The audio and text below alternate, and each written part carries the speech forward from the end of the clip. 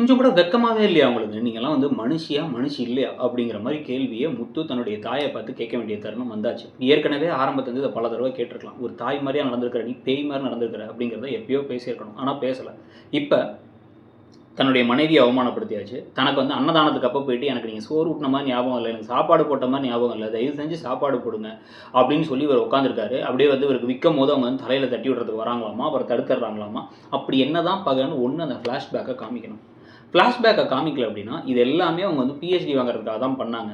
இவங்க மனசுல வந்து துளி அளவு மாற்றமே இல்ல. இது மாறாது. இந்த ஜென்மம் மாறாது அப்படிங்கிறத உணர்ந்துகிட்டு, நீங்கலாம் மனுஷியா? உங்கள போய் உங்க பாசத்துக்காக ஏங்கி, ஏங்கி, ஏங்கி, ஏங்கி என் கூட இருக்க மத்தவங்களையும் நான் மதிக்காம இருந்திருக்கேன்.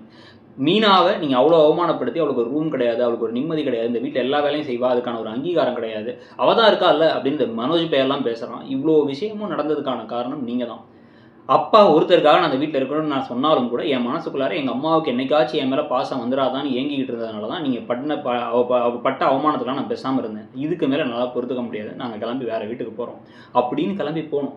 அவரு போனதுக்கப்புறம் அவருடைய ஒரு அருமைய இவங்க புரிஞ்சுக்கணும். கொஞ்சமாச்சும் வந்து ஒரு லைட்டா ஒரு கேப்ல தான் அது புரியும். அந்த மாரியாச்சும் ஏதாவது ஒண்ணு பண்ணணும். அப்படி பண்ணாம திருப்பி திருப்பி ஒரே வீட்டுக்குள்ள உட்காந்துக்கிட்டு, இதுக்கு நடுவுல ஃபில்லர் ட்ராக்கா வச்சுக்கிட்டு, இதுல வந்து பார்த்தீங்க அப்படின்னா, அடுத்து இந்த மனோஜும், ரோகிணியும் வந்து அந்த ராஜா ராணிய நம்புறாங்க. அவங்க சீட்டு பணத்தெல்லாம் தூக்கிட்டு ஓடிடுவாங்கன்னு நெனைக்கிறேன். இதுங்க நடுத்தெருவுல நிக்கிறது ஒரு பக்கம். திருப்பி அதுக்கு ஏதாச்சும் வந்து முத்துவ ஹெல்ப் பண்ண சொல்றது. முத்துவும், மீனாவும் இந்த மாரி ஊருக்கெல்லாம் ஹெல்ப் பண்ணிட்டு, தனக்கே ஹெல்ப் இல்லாம இன்னமும் வந்து ஹால்ல படுத்து தூங்குறது. இல்ல கிறிஷ வேற கூட்டு வந்து வச்சிருக்குதுங்க பாவமா. இதுங்க என்னைக்கு வாழ்க்கையில தம்பதியா வாழப்போகுதுன்னே தெரியலங்கிற மாரி கதை போறத பத்தி நீங்க என்ன நெனைக்கிறீங்க? விஜயாலாம் திருந்தக்கூடிய ஒரு ஆள் நெனைக்கிறீங்களா? இல்ல திருந்த மாட்டாங்கன்னு நெனைக்கிறீங்களா? இந்த ஃபிளாஷ்பேக் போர்ஷன் தேவையா? இல்லையா?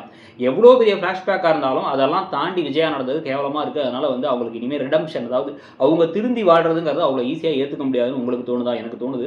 உங்களுக்கு தோணுதாங்கிறத சொல்லுங்க. அப்படியே மறக்காம நம்மளுடைய இடம்பொருள் சேனல சப்ஸ்கிரைப் பண்ணிட்டு, இடம்பொருள் நவ் அப்படின்னு நம்மளுடைய இன்னொரு சேனலும் இருக்கு. அதுல வந்து ஷார்ட்ஸ்லாம் போடுவோம். அந்த சேனலையும் சப்ஸ்கிரைப் பண்ணுங்க.